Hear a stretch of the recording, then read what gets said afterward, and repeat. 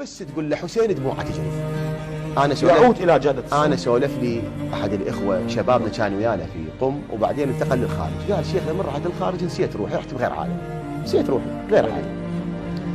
قال يوم من الايام قاعد امشي باحد شوارع دول خارجيه اوروبيه، يقول وانا بغير عالم بحيث ما ادري هاي ايام محرم، الدنيا اخذتني. يقول امشي بالشارع شفت رايه حمراء مكتوب عليها يا حسين بالشارع، اثار عراقيين بهذا الشارع الاوروبي مسوين تعزيه، يقول انا ما ادري ايام محرم.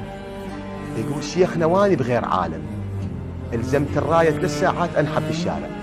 اجوني ايش بيك مجنون؟ قلت لهم لا مو مجنون، بس انا ابتعدت عن الله والحسين وهاي الرايه راح ترجعني. قلت له زين وبرا الرايه وهسه؟ قال شيخنا قضيت صلاتي وصومي والرايه رجعتني وتزوجت وعندي اطفال والان انا عندي مجلس الحسين برايه حمراء.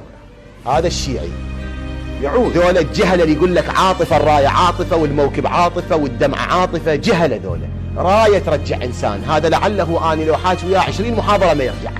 برايه يا حسين رجع. وين ما نروح ابو السجاد يرجعني. سر قوتنا الحسين.